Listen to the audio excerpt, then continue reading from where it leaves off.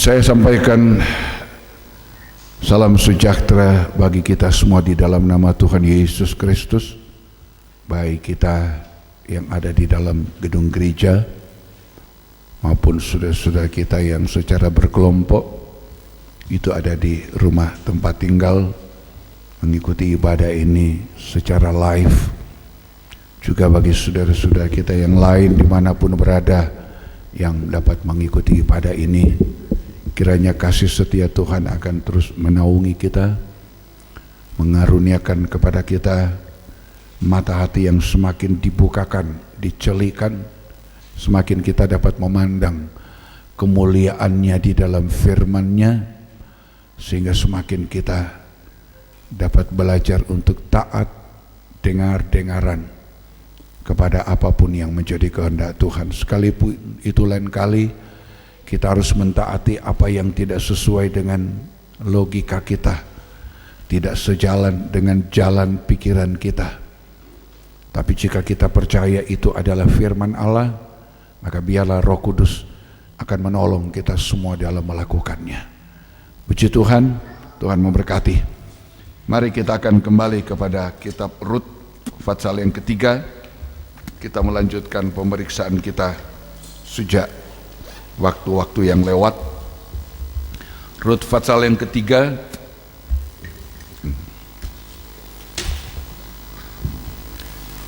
Kita sedang memeriksa tentang 3 persiapan Rut sebelum berada di tempat pengirikan, di tempat penampian. Ya, saya mengulangi, ada 3 pesan ya, yang disampaikan oleh Naomi yang adalah mertua, ibu mertua dari Rut yang sesungguhnya berasal dari bangsa kafir, bangsa Moab yang sebenarnya tidak diizinkan untuk berada di dalam persekutuan jemaah, tidak diizinkan untuk bisa berada bersama dengan orang Israel. Tapi oleh karena rencana Allah, kita yang termasuk dari bangsa Moab, bangsa kafir, oleh rencana Allah lewat penebusan Tuhan, kita dibawa masuk di dalam persekutuan itu. Ya, ada 3 nasihat dari Naomi kepada Rut sebelum ke tempat pengirikan, sebab pada malam itu Boas akan menampi jelai di tempat pengirikan. Persiapan yang pertama, saya mengulangi, itu adalah mandi. Mandi itu ada di dalam, kalau dalam pelajaran tabernakel secara khusus, ini ada di dalam tanda meja roti sajian atau meja roti pertunjukan, yang di atasnya ada 2 susun roti, masing-masing 6 susun ya, dan di atasnya ada ukupan dupa. Itu gambar dari persekutuan kita yang intens, yang sungguh-sungguh dengan Tuhan lewat firman dan perjamuan suci ya, lewat firman dan perjamuan suci. Kemudian kita tidak bahas panjang itu. Yang kedua, berurap. Ya, berurap itu adalah dalam tanda kaki dian emas atau pelita emas yang terdiri dari 1 pokok, ada 3 cabang di sebelah kanan dan 3 cabang di sebelah kiri. Sequoia yang sebenarnya ketika pelita itu dinyalakan, 3 pelita di kanan dan di kiri itu nyalanya mengarah, semua mengarah ke tengah. Itu yang pokok batang, itu menunjuk kepada pribadi Yesus yang adalah sumber dari terang. Kata Mazmur, di dalam terangnya kita beroleh terang, dan seluruh terang yang kita bisa temukan itu hanya ditujukan kepada Dia pribadi. Fokusnya hanya kepada Dia pribadi. Segala terang, segala kemuliaan, segala kesuksesan kita, jika itu dikatakan kesuksesan, bahkan segala apapun yang bisa kita miliki itu hanya ditujukan bagi Dia yang adalah pokok. 3 cabang di sebelah kanan, 3 cabang di sebelah kiri, itu gambar dari gereja Tuhan yang dilahirkan lewat Yesus yang dipukul, yang ditempah sampai mati di atas Golgota. Dari lambungnya keluar darah dan air. Itu proses kelahiran dari gereja Tuhan. Pelita emas dibuat dari 1 talenta emas yang kemudian oleh hikmat yang diberikan oleh Allah kepada Aholiab dan Bezaleel, itu kemudian 1 batang emas itu ditempah sekoya, jadi bukan dicor atau apa, tapi dipukul. Seaku ditempa sedemikian rupa dengan keahlian yang diberikan oleh Tuhan lewat roh Allah. Itu kemudian dari 1 batang, 1 talenta, keluarlah 3 cabang di sebelah kanan dan di sebelah kiri. Itu kelahiran gereja Tuhan. Tapi secara khusus pelita emas ini adalah gambar dari persekutuan kita yang sungguh-sungguh dengan Tuhan lewat Roh Kudus yang menghasilkan karunia Roh Kudus dan buah roh. Ya, itu berurap. Saku, urapan dari Roh Kudus. Saku ya. Kemudian yang ketiga, persiapan Rut yang ketiga itu adalah menggunakan pakaian yang bagus atau pakaian baru. Ini ada di dalam tanda dari Mezbah Dupah. Mezbah Dupah itu persekutuan kita yang dalam dengan Tuhan. Saya lewat kasih.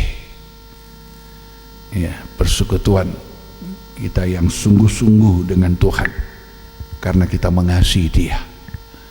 Sebelum kita mengasihi, Dia sudah lebih dahulu mengasihi kita, kata 1 Yohanes. Saya persekutuan yang sungguh-sungguh. Bukti kita mengasihi Dia, praktek tanda dari kita mengasihi Dia itu adalah kita mentaati firman. Mentaati firman itu salah satu praktek dari orang mengasihi Tuhan. Itu adalah dia akan rela melakukan bukan hanya 1, bukan 10, bukan 20 perintah Tuhan, tapi segala perintah Tuhan. Ya, hasil dari mentaati segala perintah Tuhan sebagai bukti dari mengasihi Tuhan itu adalah kemudian Tuhan datang secara real, nyata. Ya, Tuhan hadir di dalam kehidupannya, kemudian bekerja bersama Dia, membangun bersama Dia. Yohanes 14 ya, ayat 15, 21 dan 23. Jikalau kamu mengasihi aku, ya, itu ayat 15. Terus, kamu akan menuruti segala perintahku. Jikalau kamu mengasihi aku, kamu akan menuruti, mentaati segala perintahku. Mentaati segala perintah dalam Wahyu 22 ayat yang ke-14, berbahagialah orang yang mentaati perintahku. Terjemahan baru bilang membasuh jubah.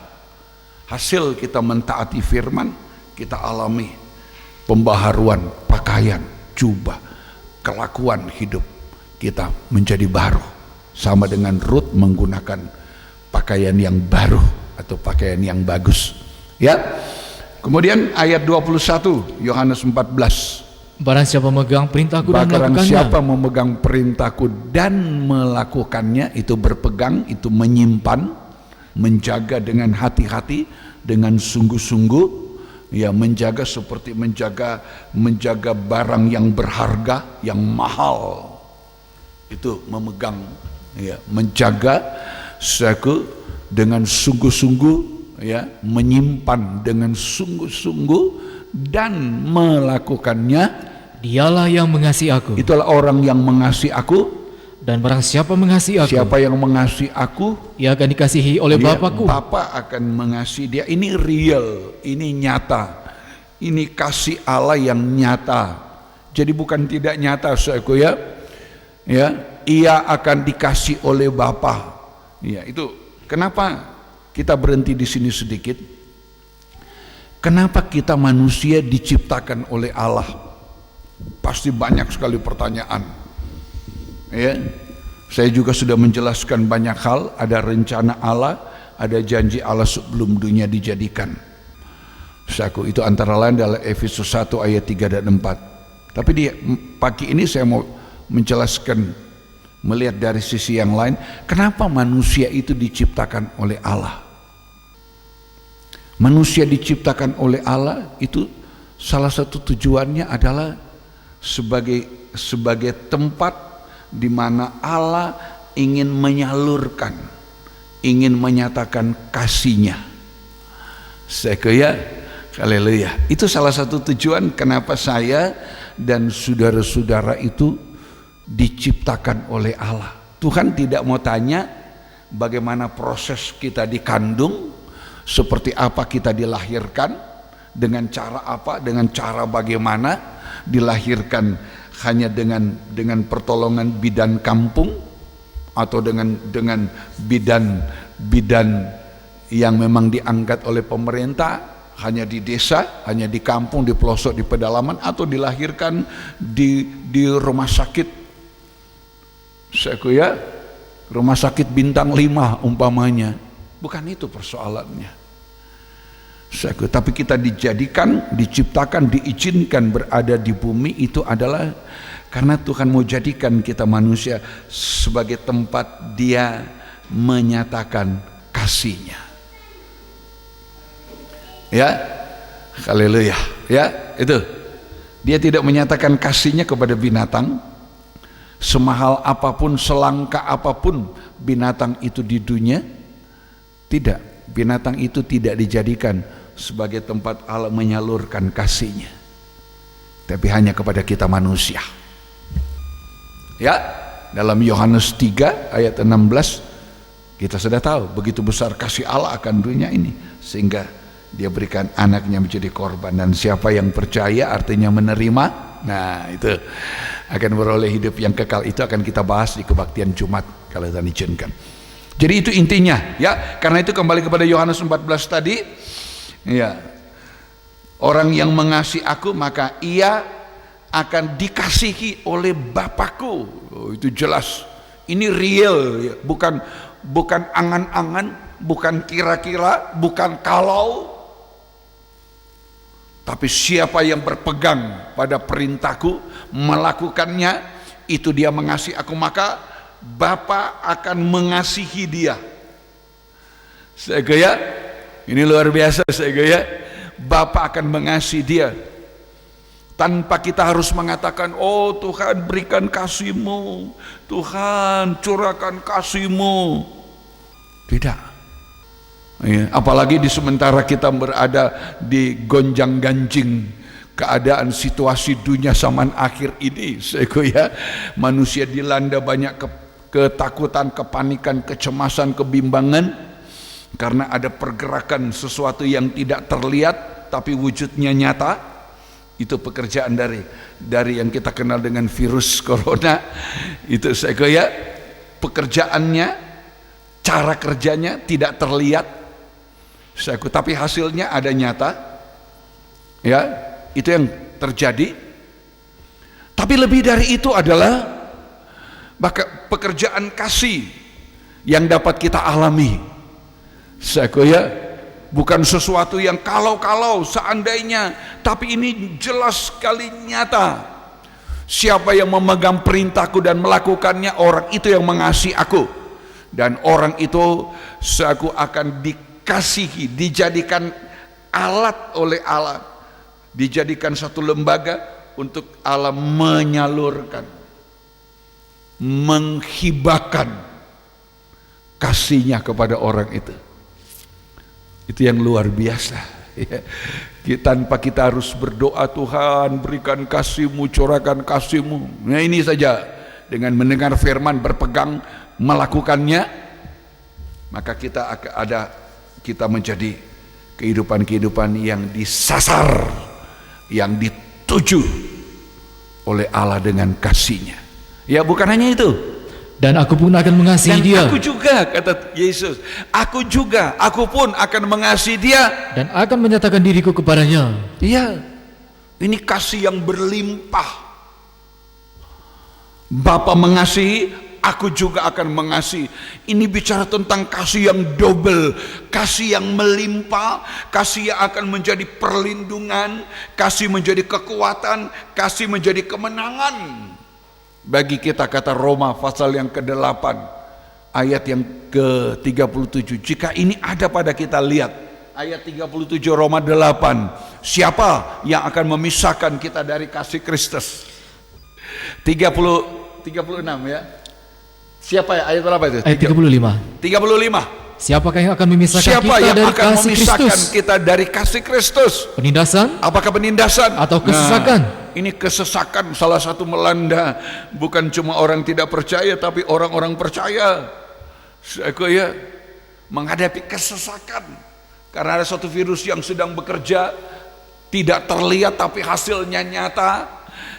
Kita tidak mempersoalkan itu. Saya sudah menjelaskan, ketakutan manusia sekarang ini bukan takut kepada virusnya, tapi takut pada kematian.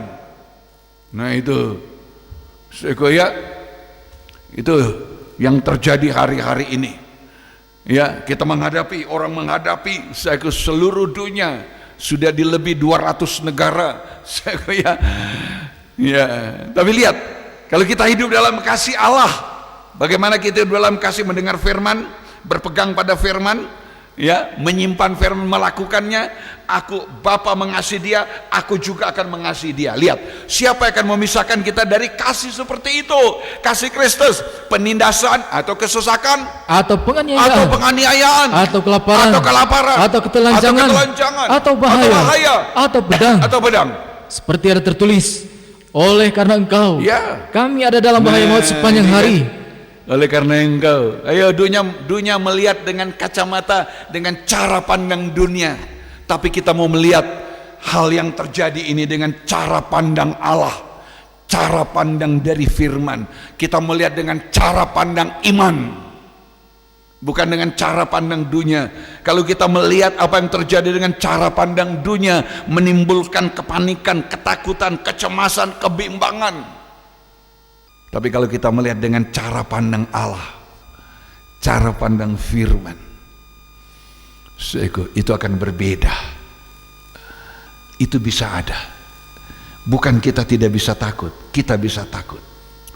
Tapi lebih dari ketakutan secara manusia, emosi kita, kita lebih takut kepada Allah. Amsal mengatakan takut akan Tuhan itu memperpanjang umur. Takut akan Tuhan itu membawa kita kepada perlindungan. Ya, haleluya. Ya, oleh karena engkau, kami ada dalam bahaya maut sepanjang hari, bukan setengah hari, bukan sejam, sepanjang hari. Bisa memang kita dihadapkan kepada situasi semacam itu, tapi bukan soal itu. Kita bukan melihat dengan cara pandang dunia, ya, kita melihat dengan cara pandang Allah. Itu cara pandangnya firman. Cara pandang Allah itu menjadi cara pandangnya Abraham ketika Tuhan bilang, ya, ketika Abraham mengeluh, Tuhan bilang, aku perisai, jangan takut, upahmu akan besar. Perisai itu perlindungan. Kejadian 15, Abraham bilang, bagaimana saya bisa alami, sebentar lagi saya akan mati, hamba ini orang Damsyik Eliezer ini akan mewarisi seluruh kekayaanku. Tapi Tuhan bilang, oh tidak Abraham, anakmu ya akan menjadi pewaris. Coba kamu keluar, lihat bintang di langit, hitunglah bintang itu. Saya sudah jelaskan, jika kamu dapat memperkatakan, terjemahan Indonesia bilang, jika kamu dapat menghitung, maka seperti itu keturunanmu.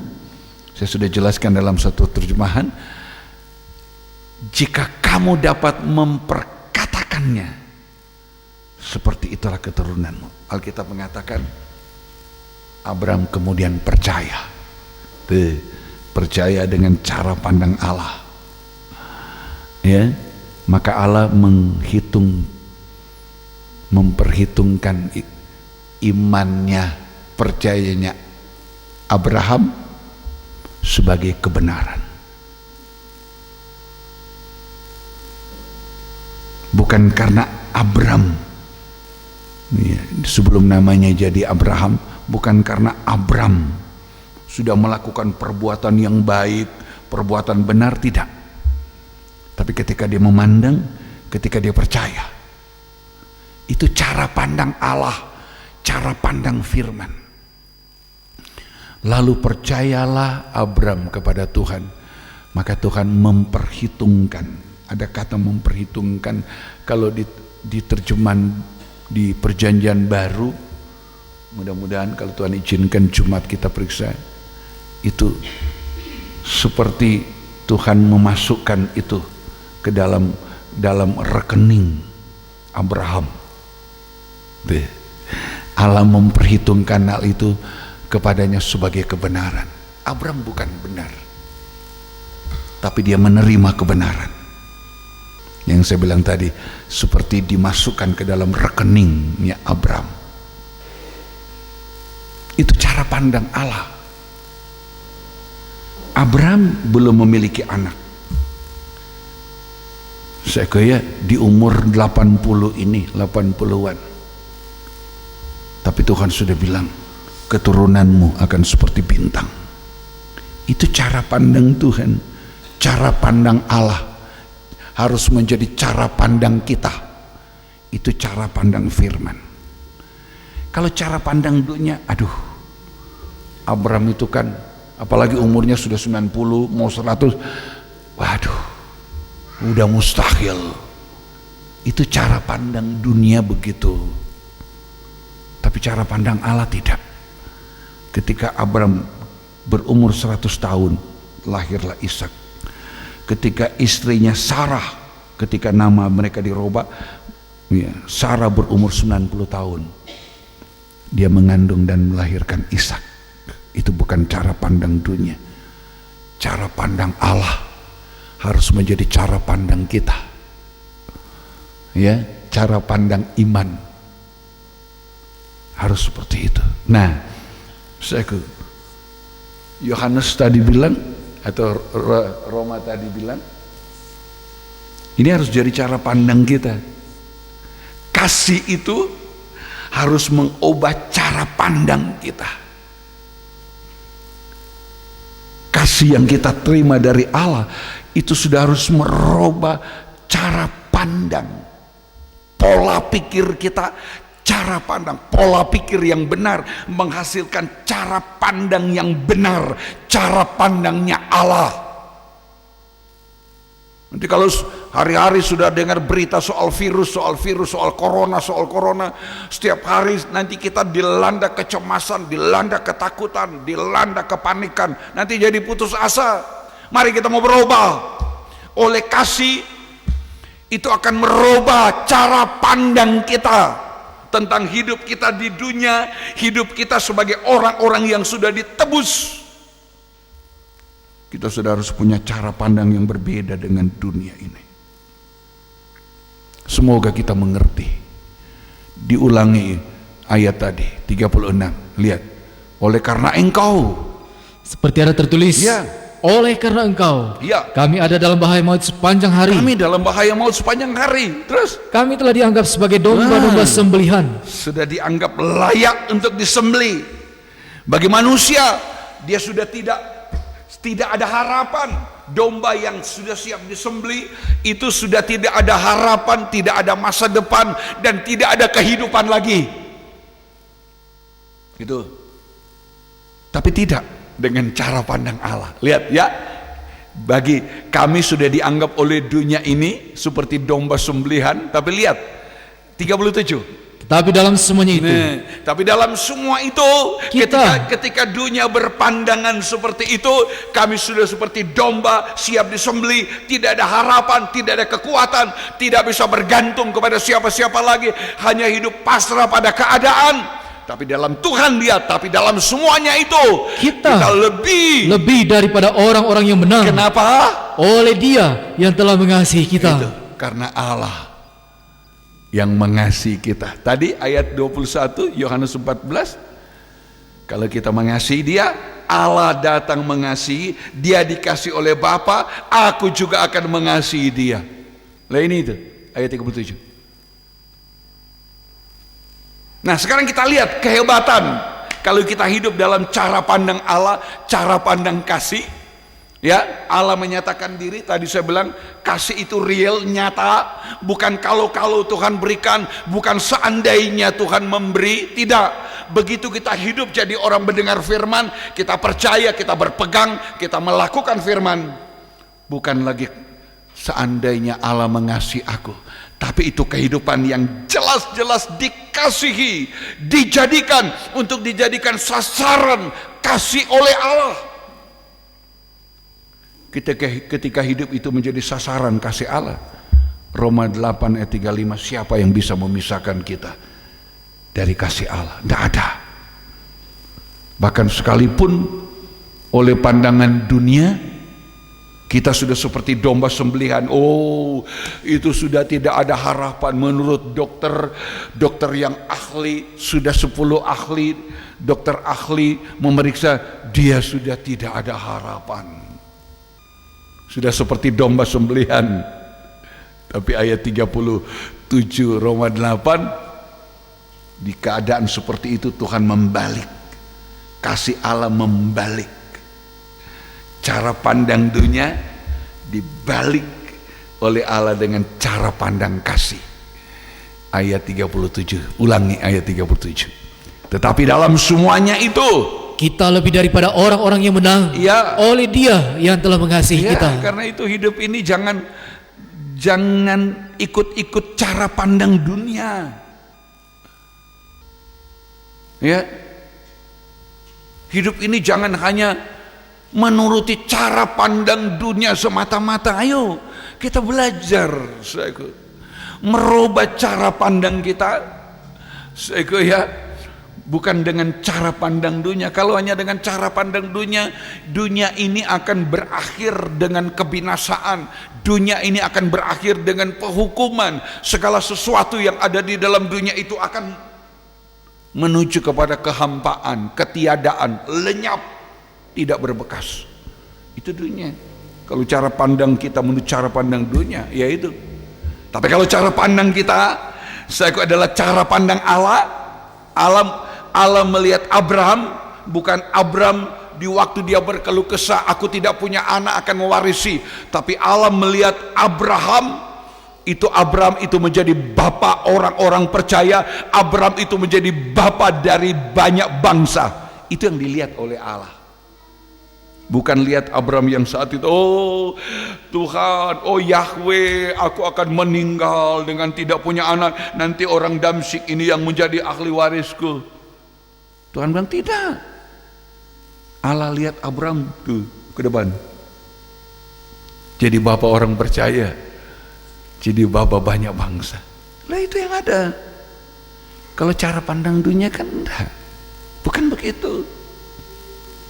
Ayo, kita ini ikut Tuhan, melayani Tuhan, memperjuangkan ibadah pelayanan kepada Tuhan untuk apa? Untuk sesuatu yang belum ada, belum terlihat, tapi dengan iman kita melihat itu ada. Yerusalem baru, langit bumi baru. Bukan belum ada, sudah ada. Rasul Yohanes sudah melihat itu. Rasul Yohanes sudah lihat, Tuhan sudah tunjukkan kepada Rasul Yohanes ketika di Pulau Patmos. Dia tunjukkan Yerusalem baru, dia tunjukkan tentang langit bumi baru. Bukan belum ada, bukan bayangan, bukan kira-kira, bukan kalau betul-betul ada, sudah ada.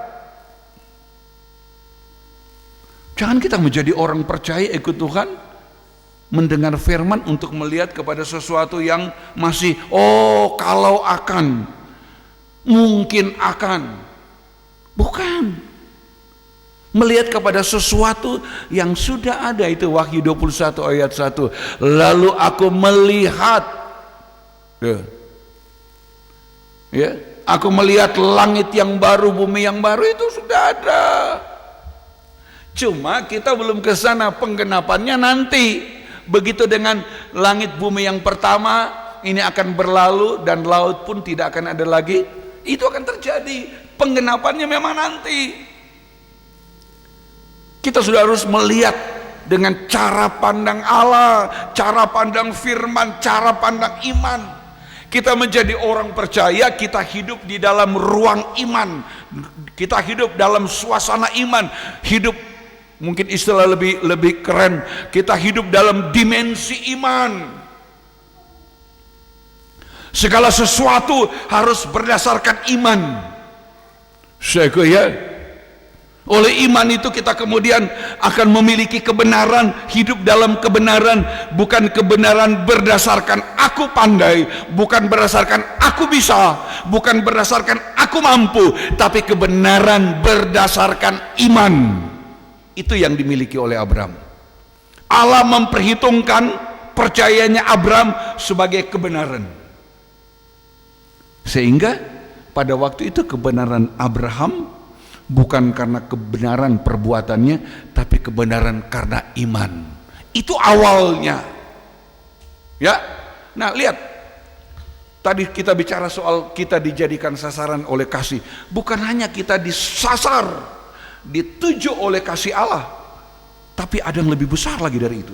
Yohanes 14. Tadi kita baca ayat 21, sekarang ayat 23. Jawab Yesus. Jika seorang mengasihi aku, kalau seorang mengasihi aku, ia akan menuruti firman-Ku. Ya, terus. Dan Bapakku akan mengasihi dia. Dan kami akan datang kepadanya. Nah, ini Bapakku, ini diulang pada ayat 23. Bapakku akan mengasihi dia dan kami akan datang kepadanya dan diam bersama-sama dengan dia. Kalau di dalam terjemahan Inggris, kami akan datang kepadanya dan membuat tempat kediaman. Inggris bilang and make our abode with him. Abode itu tempat tinggal. Kami membangun, kami datang, kami membangun tempat tinggal bersama dengan kehidupan orang yang tadinya disasar, dituju oleh kasih Allah. Jadi Allah bukan hanya memberi kasih, tapi Allah juga berkorban, bekerja. Ingat, karena itu kita jangan pasif dengan firman. Kita harus aktif, bahkan proaktif terhadap firman. Kita bukan cuma dijadikan, kita diciptakan bukan cuma jadi tujuan, bukan cuma jadi tempat, bukan cuma jadi objek. Allah menyalurkan kasih-Nya, ya. Tapi kita mau dibawa oleh Allah, saya untuk bersama-sama Allah kita membangun tempat kediamannya, tempat tinggal. Itu kan? Kami akan datang kepadanya dan membangun tempat kediaman kami bersama dia, bersama kehidupan itu. Ya, kalau saudara merasa saudara dikasih oleh Tuhan, itu belum segala-galanya. Itu baru kita dijadikan tempat tujuan Allah mengasihi. Kita jadi objek. Tuhan datang, begini, kita jadi objek ya. Allah datang, dia kasih. Kalau ini wadah, hidup kita wadah, Tuhan kasih. Orang wadah yang mengasihi Tuhan, dia dikasih oleh Bapa. Kita punya kasih. tidak berhenti di situ. Itu Yohanes 14 ayat 21. Yohanes 14 ayat 23. Bukan sekedar Bapa di sorga berikan kasih, tek, kita terima. Tuhan, terima kasih untuk kasih-Mu. Kemudian kita mulai bilang, kasih-Mu yang ajaib, kasih-Mu yang luar biasa. Itu betul. Tapi ingat ayat 23, Allah tidak berhenti hanya memberikan kasih-Nya kepada kita. Ayat 23, kami akan datang kepadanya dan membangun. Terjemahan baru bilang tinggal bersama Dia. Terjemahan King James membangun. Yeah. Make our abode with Him. Membangun tempat kediaman bersama. Coba suruh bayangkan kalau kita ini dijadikan temannya Allah. Nah, ini saya pakai istilah teman, itu sahabat. Abraham dikatakan sebagai sahabat Allah. Saya bisa bayangkan kalau saya dan saudara-saudara dijadikan sahabat. Nah, yuk kita kerjasama, join, yuk. Ya, kalau di dunia ini kan di dunia bisnis ada kerjasama antar perusahaan, kerjasama antar bangsa, itu ada. Ya, antar negara itu ada kerjasama di bidang teknologi, di bidang pertahanan, kerjasama di bidang ekonomi dan lain sebagainya. Itu ada. Kita dijadikan teman. Kerjasama Allah untuk membangun. Mana luar biasa. Karena apa? Karena kasih-Nya. Kalau kita punya pola pikir tidak menurut cara dunia, tapi cara Allah, cara kasih, saya kira sebab kasih itu bukan hanya memberi, tapi juga berkorban. Itu Allah. Dia menjadikan kita bukannya sekedar objek tempat Dia memberikan kita kasih, tapi juga korban. Berkorban. Kasih itu berkorban. Kasih itu memberi. Itu Allah. Nah, lihat ayat 23 ya. Ya, kami akan datang kepadanya. Ya, itu ayat 23. Dan membangun. Dari dulu saya suka pakai terjemahan membangun, bukan sekedar tinggal, tapi membangun, bekerja. Itu artinya Allah di dalam kita, Dia beraktivitas, Dia bekerja. Jangan puas kalau hanya bisa nyanyi, mari masuk, masuk hatiku, ya Yesus datang tinggal. Nah, cuma tinggal, ayo, Allah datang, ayo kamu, kita diajak, yuk, mari kita kerja bersama, membangun. Apa yang dibangun? Itu tabernakel rohani, itu tubuh Kristus.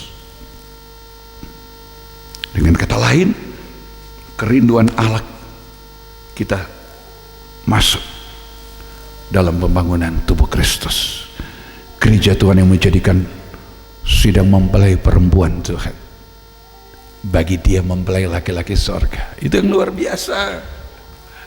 Itu segoya. Nah, kalau kita kembali kepada kitab Rut, dia bilang pakaian bagus adalah dalam tanda mezbah dupa, praktek dari kasih adalah mentaati firman. Itu yang dilakukan oleh Rut. Itu yang harus kita lakukan sekarang, bukan nanti. Sebab tiga persiapan Rut, 3 alat dalam ruangan suci itu sekarang bicara tentang sistem penggembalaan yang makin intensif, makin sungguh-sungguh.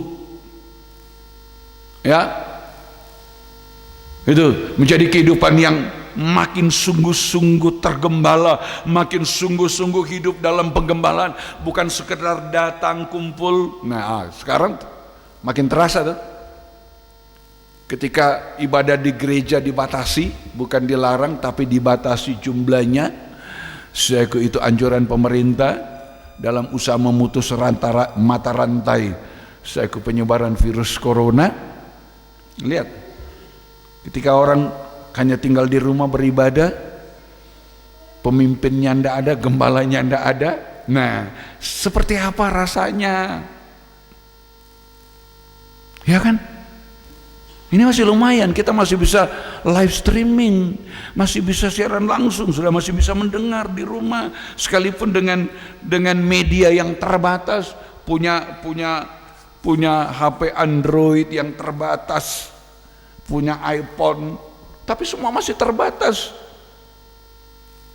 Ya, syukur-syukur kalau di rumah ada yang sudah punya alat dari HP Android bisa nyambung ke televisi, bisa lebih besar. Ya. Tapi kalau tidak kan saudara di rumah 5-6 orang hanya mendengar dari HP Android itu atau dari iPhone berapa itu, terbatas. Ini malah menjadi ujian. Itu sebabnya dari awal saya mengatakan ketika ini terjadi, virus terjadi, itu negatif. Tapi di sisi lain ini positif bagi gereja Tuhan. Sebab ini adalah ujian, proses ujian. Bukan cuma ujian iman kita, bukan cuma ujian pengharapan, kasih kita, tapi ujian dalam sistem ibadah pelayanan, dalam penggembalaan. Bagi orang yang sungguh-sungguh, terasa ada kehilangan, kenapa tidak bisa bersekutu bersama? Bagi orang yang ibadahnya seperti ikan timbul tenggelam, ini kesempatan. Ya, hanya ibadah di rumah ya sudahlah, syukur cuma di rumah lebih santai. Nah itu kan jadi ujian. Yang sungguh-sungguh dia akan merasa, aduh, biasanya kumpul banyak orang dalam satu ruangan, dalam satu gedung gereja, bisa nyanyi bersama, bersekutu, saling menyapa bersama. Sekarang tidak bisa, hanya dibatasi, terbatas. Ya, akan terasa bedanya kan? Tapi itu memang harus begitu, seizin Tuhan, hal yang positif bagi kita. Jangan pernah menyalahkan Tuhan untuk situasi ini. Tuhan tidak ingin mencobai manusia. Jangan pernah mengatakan kalau ini adalah hukuman Tuhan. Tidak, saya berbeda dengan yang lain. Kalau hamba Tuhan lain mengatakan ini hukuman, saya bilang kalau saya tidak, ini proses. Sebab kalau hukuman Tuhan tidak ada yang bisa mengatasi, tidak yang bisa keluar dari hukuman Tuhan, tidak ada yang bisa diselamatkan. Ini prosesnya kita.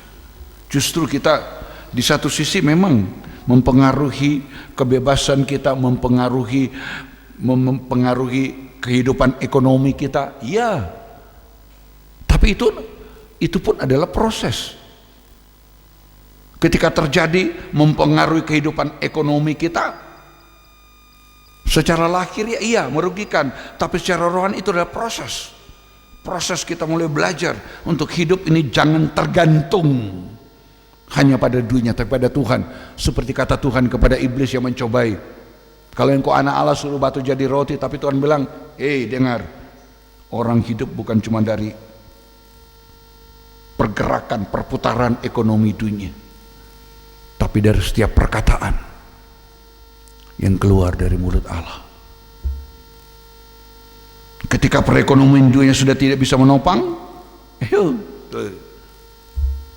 ada Tuhan yang bisa mengirim burung gagak. Ya, karena itu masalah ini, situasi yang terjadi, jangan sekali-kali menyalahkan Tuhan. Bersyukurlah kepada Tuhan, terima kasih Tuhan untuk apa yang terjadi, karena ini menjadi proses bagiku. Itu yang diterima. Ya, cuma kalau sebelum ini kan banyak KKR di gereja, di lapangan. Tuhan tidak merancangkan kejahatan, tapi Tuhan merancangkan damai sejahtera. Ya? Wah, di mana-mana buka di HP khotbah begitu. Allah kita baik, tidak merancangkan kejahatan. Allah itu merancangkan damai sejahtera. Ya, ketika virus ini ada, tidak ada berita itu lagi yang kita dengar. Yang tadi teriak begini, sekarang bilang, ini hukuman Tuhan. Lah tadi bilang Allah tidak merancangkan. Sehingga ya, kayaknya baca firman tuh jangan lihat hanya dari satu ayat. Sekarang tidak ada orang, mana ada gereja mau khotbah begitu sekarang. Allah tidak merancangkan kejahatan, tapi damai sejahtera. Sekarang orang berlomba-lomba, percaya Allah itu satu, Allah berkuasa, melindungi dari bencana. Di sebelah bilang ini hukuman Allah. Yang kita mau percaya yang mana? Kita kembali kepada firman. Semua ini seizin Tuhan.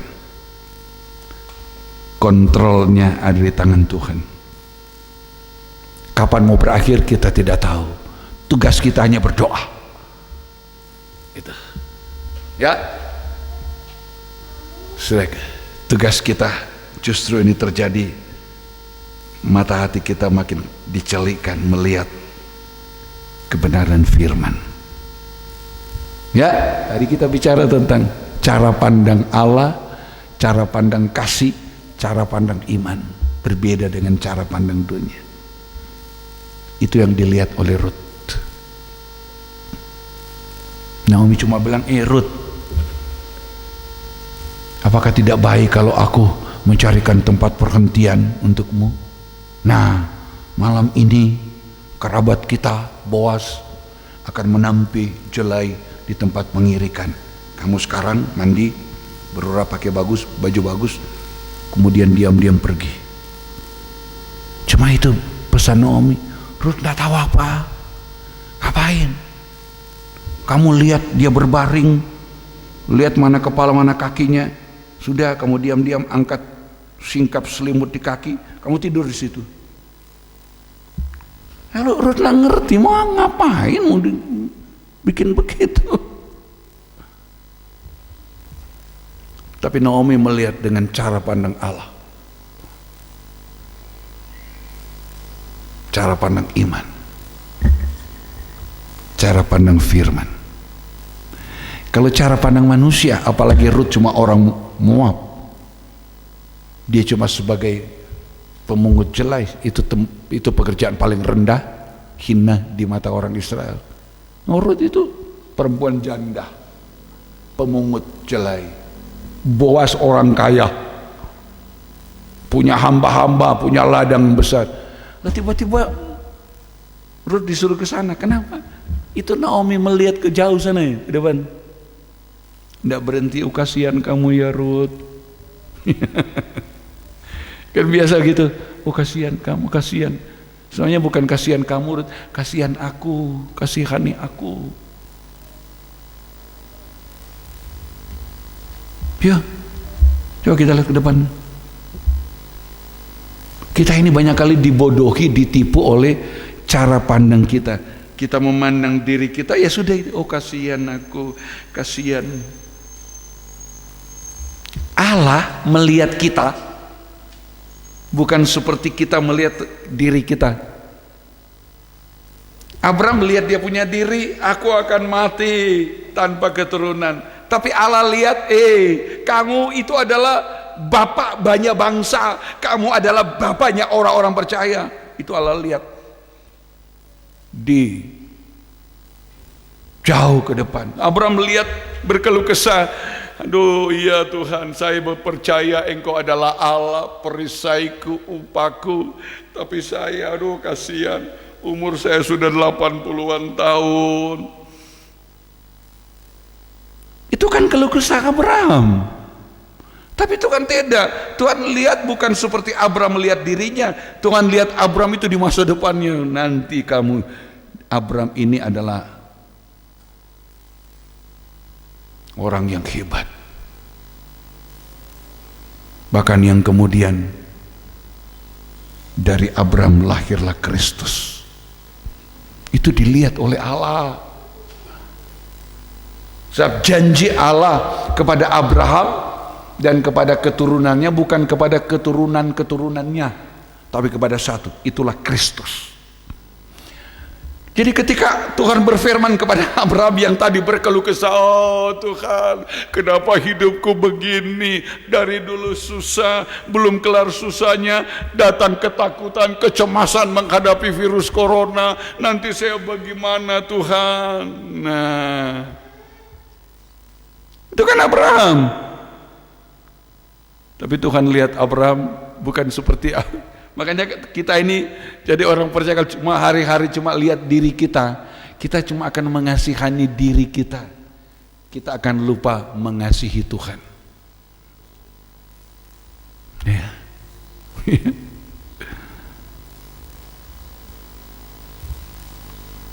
Kalau kita cuma mengasihani diri, kita akan lupa. Iblis akan pakai pikiran kita, panca indera kita untuk hanya melihat diri kita, mengasihani diri kita, sehingga tanpa sadar kita lupa, kita tidak ada waktu, kita tidak ada kesempatan untuk mengasihi Tuhan.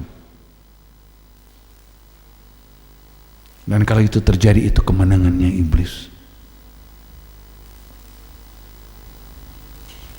Yuk, kalau kita lihat diri kita sekarang, oke lah, kita lihat diri kita, saya dalam kekurangan, saya banyak susah, ya, itu faktanya begitu. Tapi lihat ke depan, ayo, bahwa hidup tidak akan selamanya begitu.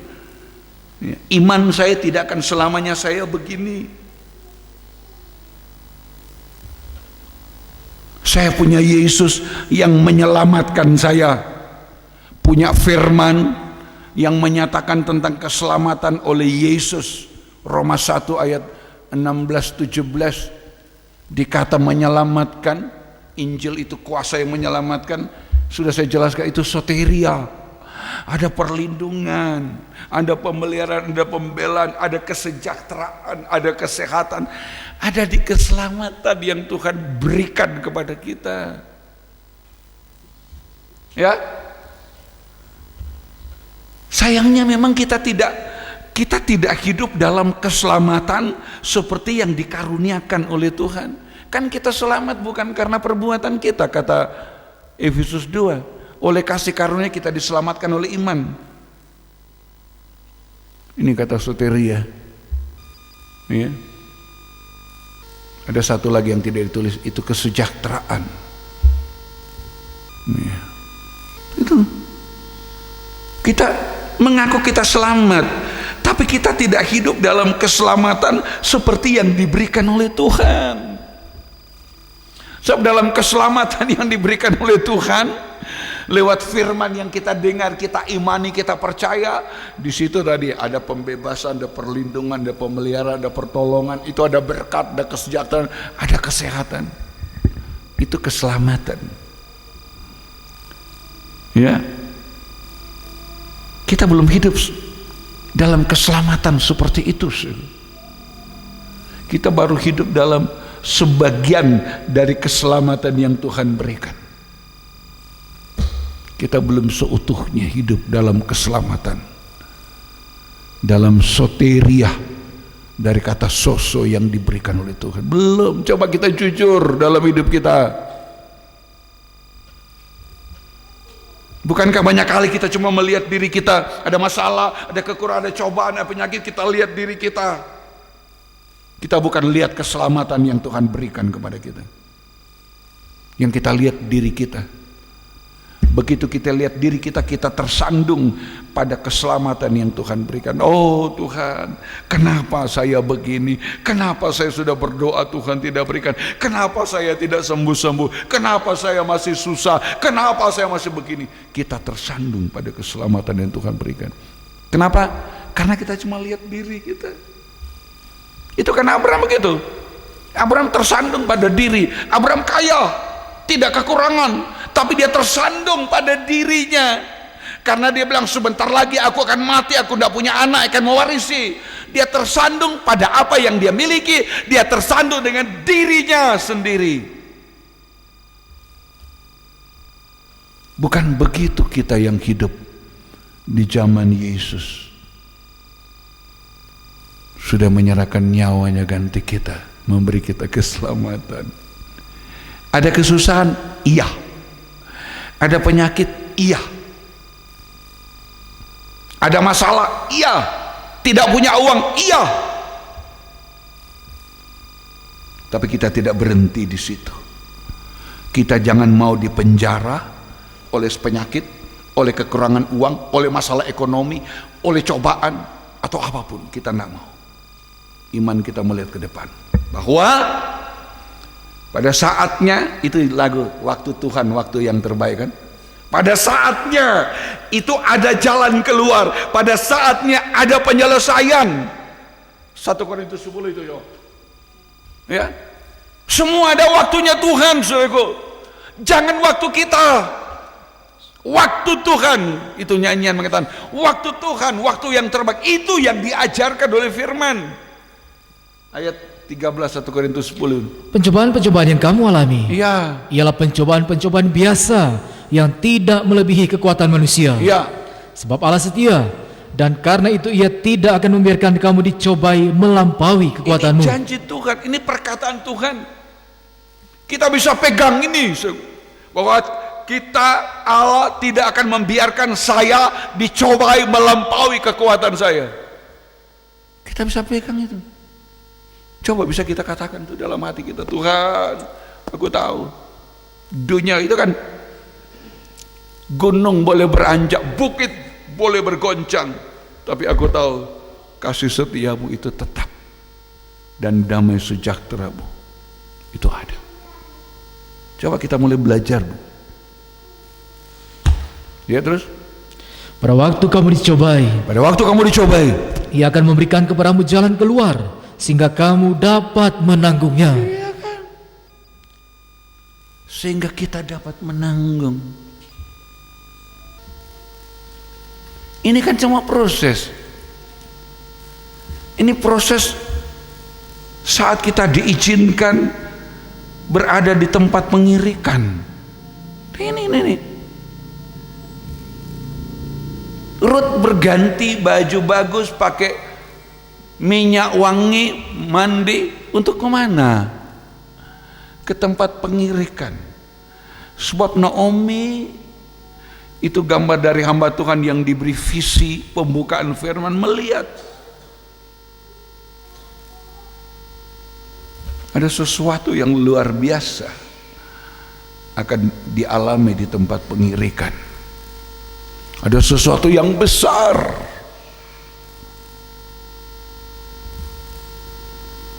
yang terjadi.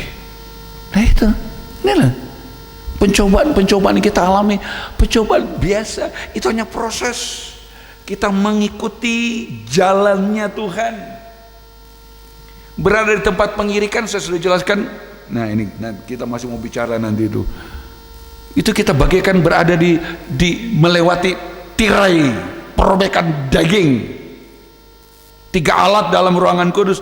Itu sistem pengembalaan yang sungguh-sungguh, yang intensif. Untuk apa? Untuk bisa lewat tirai. Bukan pengembalaan yang biasa. Tadi sudah bilang, ketika ibadah kita semacam ini, kita mulai bisa lihat kita tergembala seperti apa, tergembala atau tidak. Tapi sistem ruangan suci itu penggembalaan intensif untuk menghasilkan, bukan penggembalaan hanya sekedar supaya diberkati, dipulihkan, tapi menghasilkan kehidupan yang nanti mampu melewati tirai. Itu perobekan daging. Ya, bukan sekedar ayo kamu harus tergembala supaya kamu diberkati, kamu dipulihkan, kamu diangkat. Bukan, iya itu penggembalaan, ada janji. Tapi bukan sekedar itu. Ruangan suci, sistem penggembalaan yang intensif, yang sungguh-sungguh, yang mengarahkan gereja Tuhan, kehidupan kita untuk dibangun sesuai dengan teladan Allah, untuk dijadikan sebagai mempelai perempuan Tuhan. Itu penggembalaan dalam ruangan suci, bukan di halaman. Di halaman itu sistem penggembalaan, tapi sistem penggembalaan halaman berbeda dengan sistem penggembalaan dalam ruangan suci. Kita mau diintensifkan lebih sungguh-sungguh dalam Tuhan, alami keubatan, alami pembaruan walaupun belum sempurna, supaya kuat mampu melewati tirai. Nah, tirai-tirai yang dirobek yang kita alami hari-hari ini, saudaraku, itu dimulai dari kecil-kecilan. Kalau sekaligus yang besar kita tidak mampu, ya, kita diizinkan, kita diinginkan, bukan diizinkan saja, kita diinginkan, dirindukan oleh Tuhan supaya kita ada bersama dengan Dia dalam proses tirai, dalam proses pengirikan. Itu yang Tuhan mau. Perbaikan tirai bukan nanti kalau Tuhan datang, dari sekarang kita sudah harus jalani. Salah satunya 1 Korintus 10 ayat 13, pencobaan-pencobaan yang kamu alami, pencobaan yang biasa. Allah itu setia, Dia tidak membiarkan kamu mengalami melebihi kemampuan. Itu. Ini pencobaan bukan karena berbuat dosa, cobaan seizin Tuhan untuk menghasilkan keobahan, menghasilkan pembaharuan. Siapa yang bisa tahan dengan tirai perobekan daging? Tidak ada memang yang tahan daging kita, tapi memang kita harus jalani dari sekarang. Yesus ketika mati di kayu salib, tirai bait Allah terbelah, ya kan? Tapi proses perobekan tirai, perobekan daging, ya, tirai sudah dialami Yesus. Kita ambil yang tidak terlalu jauh, sudah dimulai di Getsemani. Ya, kita ambil satu kurun waktu itu saja. Itu Yesus sudah mengalami perobekan daging. Kita mulai saja dari Getsemani. Dia ajak murid-murid, 3 murid khusus dipanggil, disuruh kamu berjaga, berdoa bersama aku. Yesus maju sepelempar batu. Ya Bapa. Dia tidak bilang ya Allah, dia bilang ya Bapa, karena dalam posisinya sebagai anak manusia. Ya Bapa, kalau boleh ambil cawan ini, tapi jangan karena kehendakku itu. Kehendaknya, keinginan manusianya, keinginan sebagai manusia dalam daging. Kalau boleh jangan. Sebab dia lihat cawan murka Allah yang luar biasa, yang akan menghancurkan hidupnya. Ya, Yesaya bilang sampai mukanya, tubuhnya itu tidak berbentuk. Yang orang lihat digambarkan itu enak dilihat. Ada gambar Yesus disalib, itu enak dilihat kan. Yesaya 52 bilang dia begitu buruk. Begitu buruk itu artinya dia hancur. Karena itu dia sebagai manusia dia bilang, Bapa kalau boleh. Itu sebagai anak yang meminta kepada Bapa, kalau boleh, jika engkau mau, kalau boleh, lalukan cawan ini daripadaku. Itu kehendak manusia. Tapi dalam kehendak manusia juga dia bilang, tapi jangan, sekalipun itu pahit untukku, tapi jangan jadi seperti kehendakku, tapi kehendakmu. Ini di Getsemani mulainya perobekan tirai. Sepanjang jalan dari Getsemani sampai Golgota dia alami bagaimana dia disakiti, bagaimana diberi mahkota duri yang melesak durinya, ditaruh begini kan, kemudian ditekan, jadi duri itu masuk di kepala. Itu sebabnya disebut mahkota duri, bukan hiasan. Mahkota duri ditaruh begini, terus ditekan, jadi seluruh duri-duri itu masuk, darah menetes, dia mulai disesah sepanjang jalan.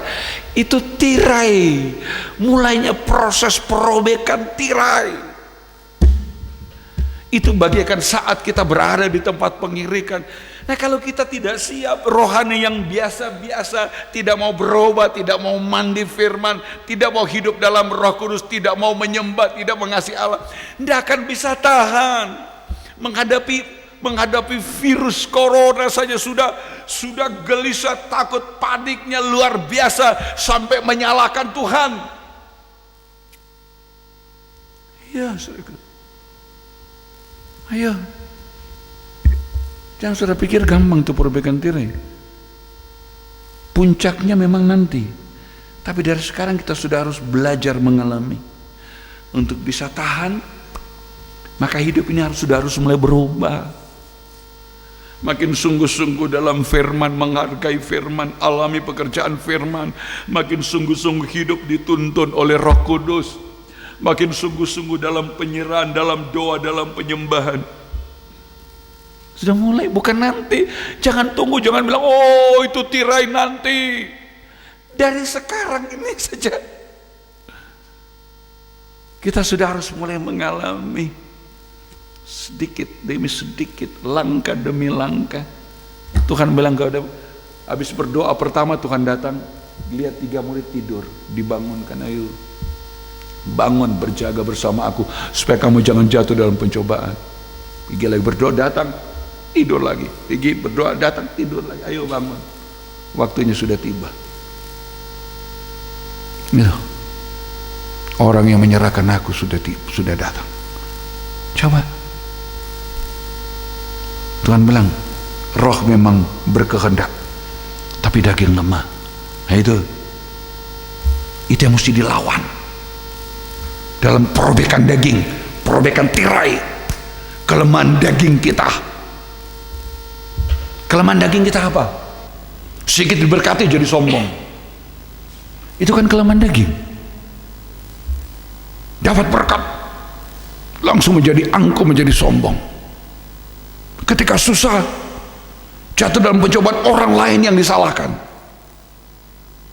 Ketika dalam kesusahan, terus bilang Tuhan tidak dengar doanya. Itu kelemahan daging.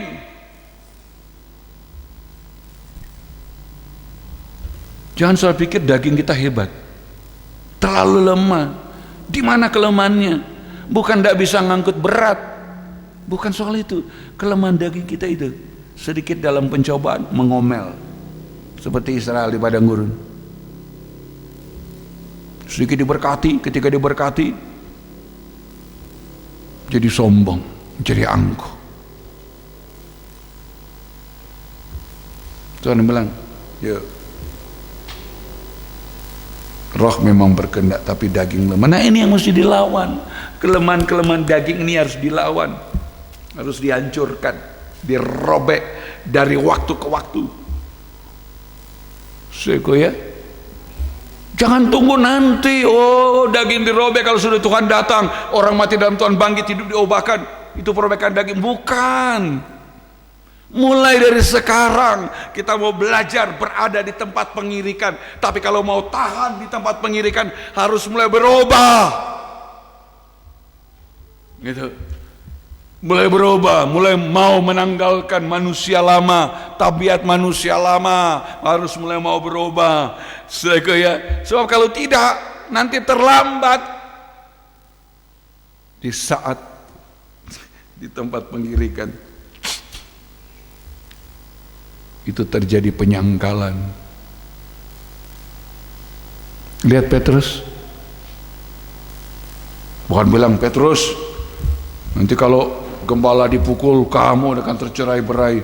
Oh tidak, aku rela mati, masuk penjara, aku rela mati bersama engkau. Tuhan bilang, Petrus, sebelum ayam berkokok engkau sudah menyangkal aku 3 kali.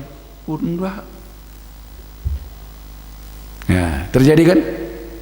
Ketika Yesus masih menghadapi proses pengadilan di luar,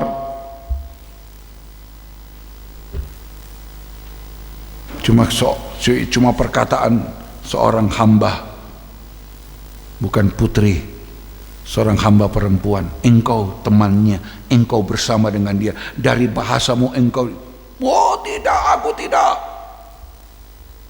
Takut kan? Takut itu salah satu tabiat dari daging yang harus dirobek.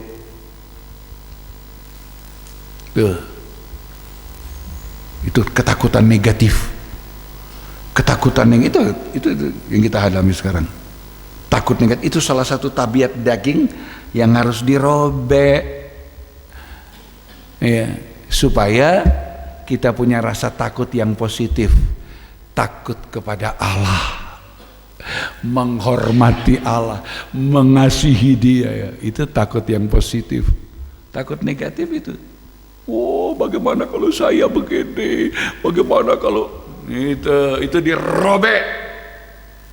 Kapan kita mengalami? Dari sekarang. Itu contoh, nanti kalau Tuhan izinkan kita bahas di dalam kitab Injil itu, fatsal-fatsal yang terkena pada tirai.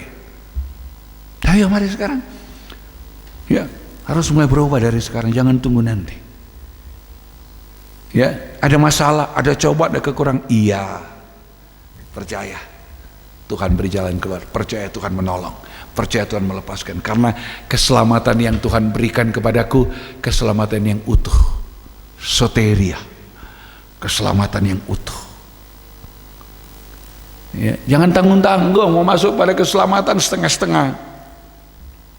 Sama dengan orang mau mandi takut air, akhirnya cuma cuci kaki, cuma, ya kan, pernah? Nah itu, jangan kan gitu. Kalau cuma masuk pada setengah dari keselamatan itu, ya begitu. Ya, kita mau belajar, Tuhan tolong mampukan saya masuk pada keselamatan yang utuh itu, sehingga ya,